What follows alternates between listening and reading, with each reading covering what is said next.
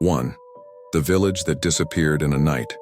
It takes generations to build a village, but the 84 clans of Kuldhara vanished in a single night, leaving behind warm hearths and half-eaten meals as if they had simply evaporated into the thin desert air.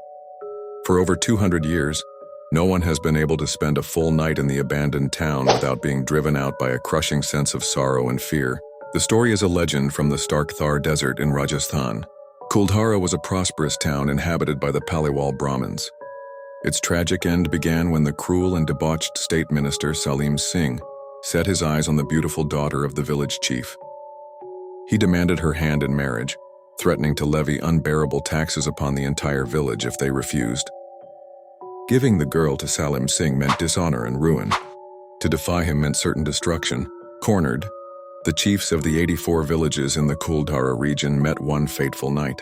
They made a decision that would echo through centuries. They would protect the girl's honor not by fighting, but by leaving. Under the cover of darkness, all 1,500 residents abandoned their homes. They packed only what they could carry and slipped away into the desert, never to be seen again. Before they left, they laid a powerful curse upon the town. Anyone who dared to resettle their land would meet a brutal and untimely death. The curse held. Today, Kuldhara stands as a ghost town. Its empty stone houses and silent sand-filled streets a chilling monument to a community that chose oblivion over dishonor. Those who visit speak of hearing children's laughter in the vacant alleys and seeing shadowy figures flit through the crumbling doorways at dusk. The footprints that pointed the wrong way. The lone traveler knew he was being followed, not by the sound of footsteps, but by the sight of them. Perfectly formed footprints in the Himalayan dust, their toes pointing in the direction he had just come from. He was being stalked by a Pichal Peri, a demon of the mountains, and he knew that if he turned around to look at the beautiful woman he could hear calling his name, it would be the last thing he ever saw. Across the remote mountain passes and dense forests of northern India and Pakistan, elders warn travelers of the Pichal Peri, or the backwards-footed one.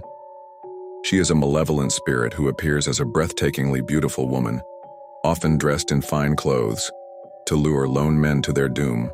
She is a master of mimicry, able to perfectly imitate the voice of a man's wife, mother, or sister to draw him off the safe path. There are only two ways to know her true nature before it's too late.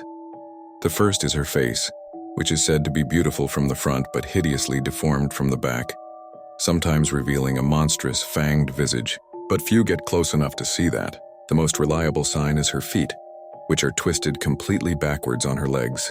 The tail serves as a grim warning against straying from the path in the unforgiving wilderness. The demon leads her victims deep into the forest or to the edge of a cliff, before revealing her horrifying true form and tearing them apart. Her backwards feet are a perfect, cruel irony.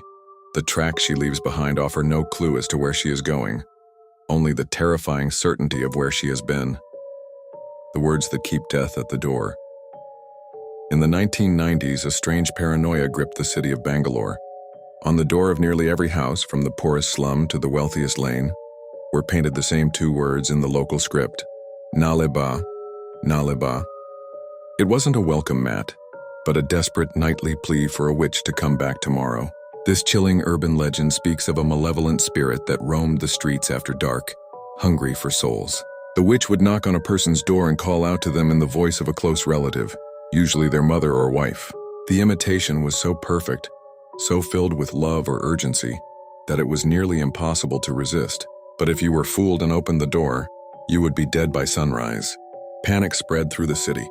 No one trusted a knock at the door after sunset. How could you defend against a monster that sounded exactly like your mother crying for help? Then a solution was born from the folklore itself.